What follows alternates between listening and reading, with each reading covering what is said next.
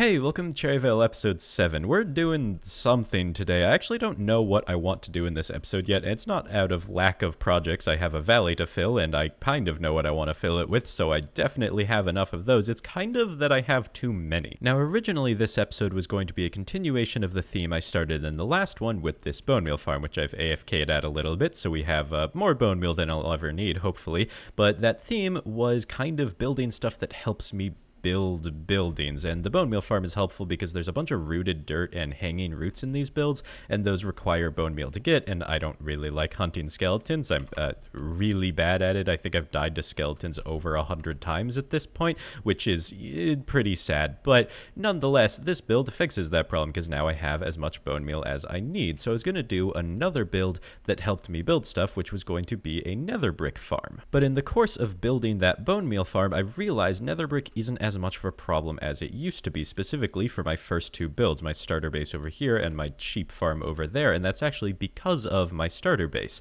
The way I used to get nether brick was go to the nether, mine netherrack, smelt it, and then make the bricks, which is pretty tedious to get a lot of nether bricks because it's 4 bricks per brick block. But now that I have the starter base, there's a much simpler process to actually getting nether bricks. It's actually a little bit of a complicated process, but I can do this with stacks of cobblestone at a time, and I can actually convert cobblestone into nether brick. Pretty much you throw it into this crushing wheel twice to get gravel the first time, and then the second time it converts it into sand. Then you throw that sand in the industrial washing machine that turns that sand into clay, which then gets put into the smelter, which takes that clay, turns it into clay bricks, and then if we flip this over to a haunting machine, we can haunt those bricks into, you guessed it, nether brick. And this process takes like, I don't know, 10 seconds, probably more than that, maybe like a minute, but I can do this with like stacks and stacks of cobblestone at a time, which gets me just plenty of nether bricks. And while I could automate this process, because that's what a nether brick farm would do, just be that, but automatic,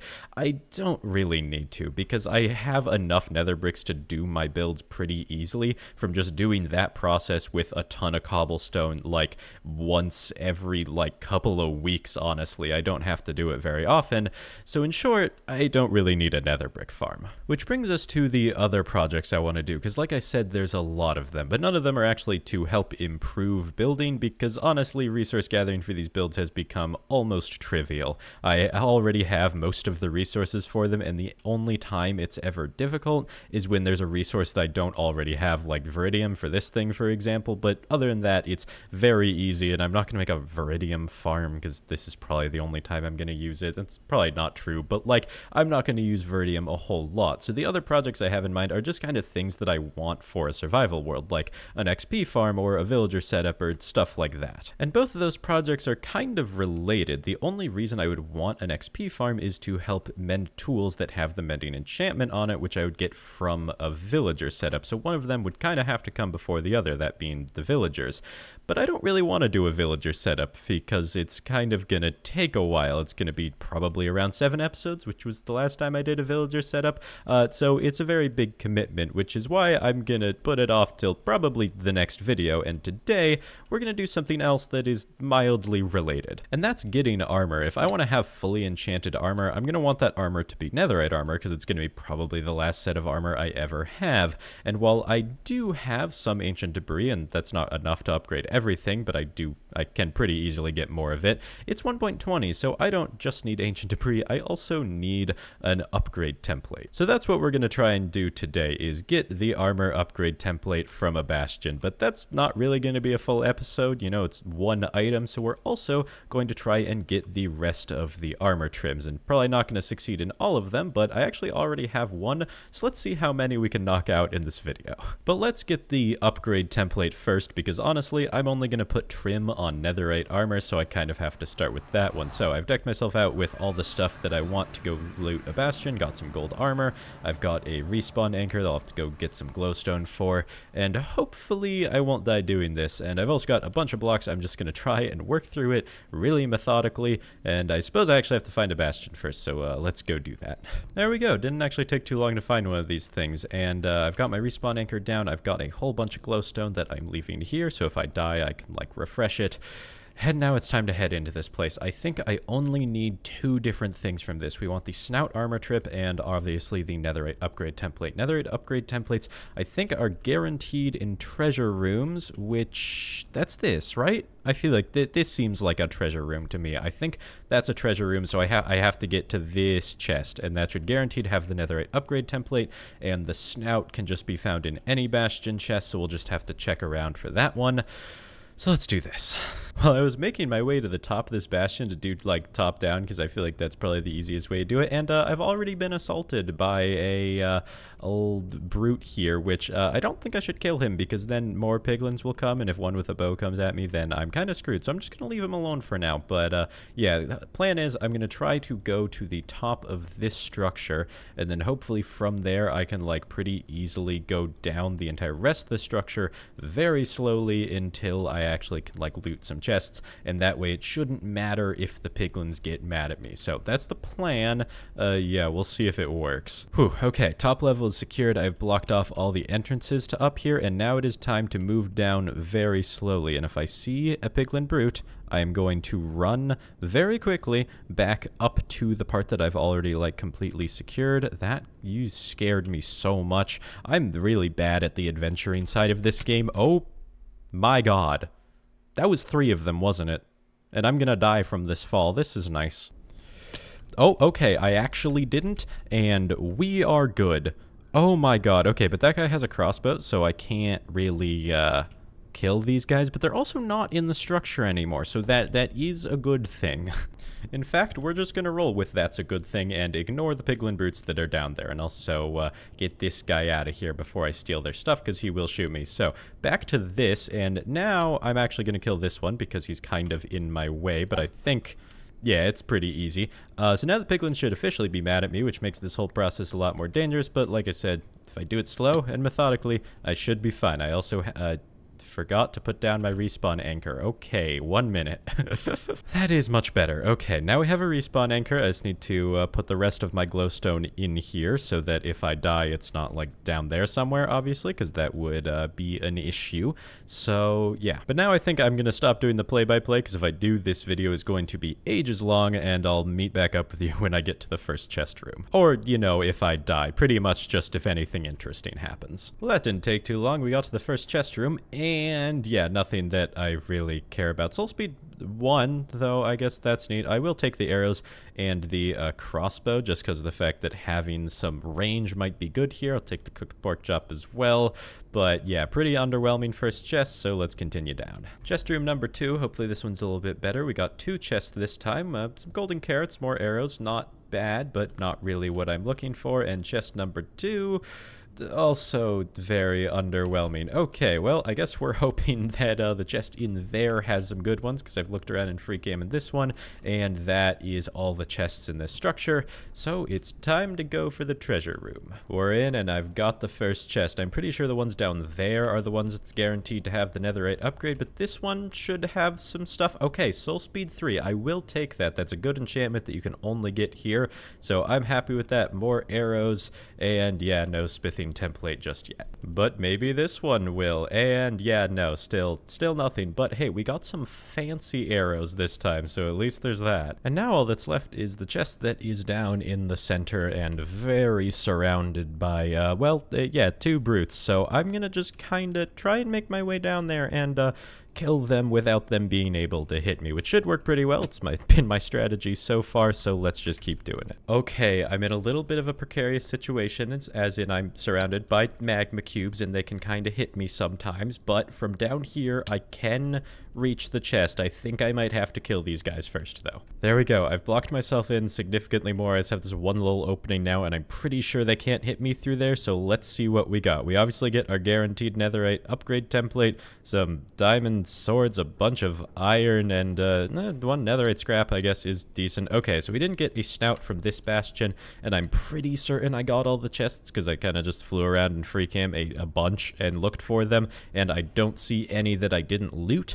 So I'm pretty sure I got all of the chests, and obviously I got the one in the middle, so it is time to leave before I die. I am glad to be out of that place, and I'm not going to go for another bastion to try and get the snout armor trim for now because, well, I don't really like exploring bastions that much. It weirdly scares me like a ton, but I'm going to go get my respawn anchor from way up there and then head back home, and we can see what's next on the docket. So I've made a list of all of the smithing templates in the game. We just got the netherite upgrade, and I already have the wild one from just stumbling upon a jungle temple at some point, so now we have honestly a bunch left, and a couple of these are pretty difficult. I don't want to do right now. Currently, I don't want to do snout because that one is in another bastion. I don't really want to do silence, or I believe ward is the other one. Those ones are both in ancient cities. And then spire I can't really do because that's in the end, and same with eye. That one's in the stronghold, but I'm not gonna go find a stronghold right now. So that leaves us with Vex in a pillager outpost, sentry, or no, Vex in a mansion? I don't know these perfectly, but I think Vex is in a mansion. Sentry is in a pillager outpost. Rib is in the nether fortress, so not doing that one either. I don't want to go back to the nether. Dune is in a desert temple, and Coast is in a shipwreck. So these three that are just kind of in different structures, I can go get pretty easily, so we're going to do those next. I guess first up is the shipwreck one, because I just went to an ocean, found one, and there is the smithing template. Pretty sure that is a 100% drop from these things. Also some emeralds, nice. And while we're here, I may as well loot the rest of this thing and find some buried treasure. And if I remember how to do this correctly, the treasure should be right beneath me. Yeah, perfect. And we got a heart of the sea, some diamonds, a water breathing potion. That's neat. Okay, yeah, pretty easy loot. I kind of love buried treasure. It's just a weird little fun puzzle, and they always spawn in the same place in the chunk, so it's actually not that hard to find them. And now we're on to the next structure, which is a pillager outpost, which could be a little bit more annoying to get into than the other ones, because, you know, it actually has opposition, but honestly, there are not that many pillagers here, so that was not that bad. I could probably grab the allays here as well, but I don't really have a use for them just yet, and I might never have a use for them. Also, we didn't get the armor trim, so that's neat. Unless there's other chests in these things, but I'm pretty sure they just have chests up top, and that this one literally just did not generate with an armor trim, which is kind of unfortunate, but I'm going to look around real quick for any other possible chests. But yeah, no, that's a pretty sparse structure. I'm pretty sure that's it. But hey, we are in a desert, so I think I'm going to go ahead and try and find a desert temple, see if I can get the armor trim from that. Yeah, that was not too hard. I feel like desert temples are really common, or maybe it's just that deserts are really open and flat, so it's like easy to spot them, but hopefully this thing will have what I'm looking for. Okay, hey, do you want to like open the floor for me so I don't have to do mining? No, you don't, apparently. Okay, that's fine. Just don't step on the pressure plate, and ooh, enchanted golden apple. I like that. But it looks like no armor trim, except, yep, no armor trim. Did get a saddle though, although that's not incredibly useful. And now that I'm here, I am stuck in this hole, but I feel like I should have brought a brush, because there's some suspicious sand here that I could get like pottery shards from. Now that I'm thinking of that, there are more armor trims in trail ruins, aren't there?